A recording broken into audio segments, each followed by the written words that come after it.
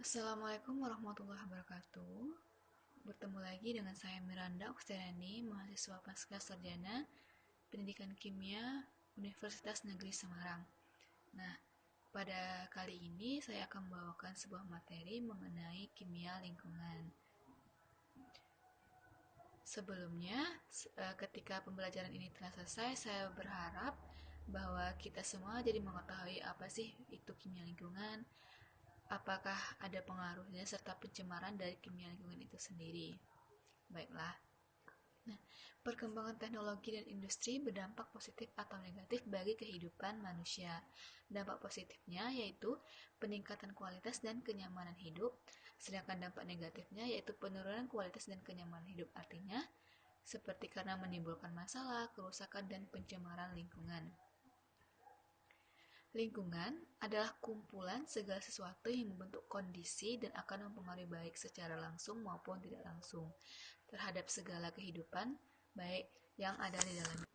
Kimia lingkungan adalah ilmu tentang sumber, reaksi, aliran, dan efek dari bahan-bahan kimia dalam air, tanah, udara, dan lingkungan hidup. Kimia lingkungan adalah kimia yang mempelajari lingkungan hidup, peristiwa-peristiwa yang terjadi di dalamnya, dan bahan-bahan kimia yang ada di lingkungan hidup itu sendiri. Selanjutnya, pencemaran lingkungan. Nah, pencemaran lingkungan ini dapat terjadi jika daur materi dalam lingkungan hidup mengalami perubahan, sehingga keseimbangan dalam hal struktur maupun fungsinya itu terganggu. Gangguan terjadi dari proses alam maupun perbuatan manusia. Pencemaran lingkungan adalah peristiwa penyebaran bahan kimia dengan kadar tertentu yang dapat merubah keseimbangan daur materi, baik keadaan struktur maupun fungsinya sehingga mengganggu kesejahteraan manusia. Kenapa sih lingkungan hidup itu atau lingkungan itu dapat tercemar? Tentu kita sering bertanya-tanya, apa sih penyebab lingkungan itu tercemar? Nah, penyebab lingkungan tercemar itu yang pertama, kecepatan hilangnya senyawa tertentu dari lingkungan lebih besar daripada masuknya senyawa pengganti. Kedua, rusaknya atau putusnya alur siklus biokimia. Ketiga, kecepatan masuknya senyawa ke dalam lingkungan lebih besar daripada kecepatan pengambilannya. Dan yang terakhir, masuknya senyawa yang tidak terdegradasi ke dalam lingkungan. Bahan pencemar lingkungan itu banyak sekali. Bahan kimia ada yang diperlukan untuk kehidupan dalam jumlah yang besar, sehingga jika kekurangan akan menimbulkan masalah.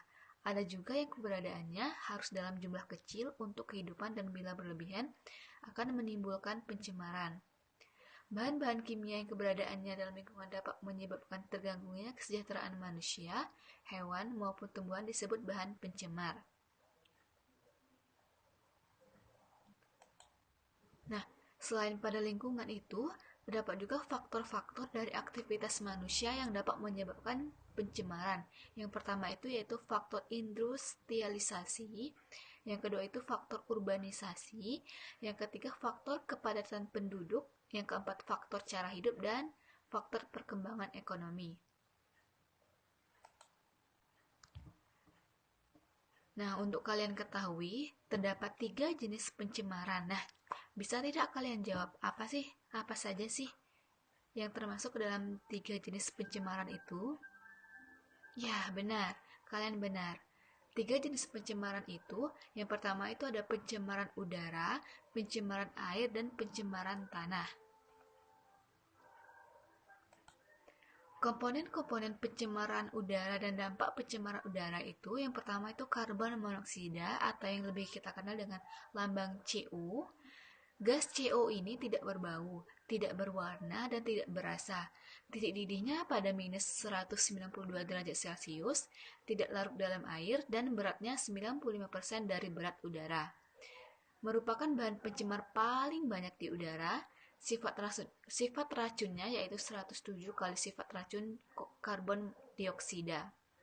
Nah, bisa kalian bayangkan kan bahwa CO atau karbon monoksida itu lebih berbahaya daripada karbon dioksida. Konsentrasi normal CO di udara kurang lebih 0,1 ppm. Di kota dengan lalu lintas padat kurang lebih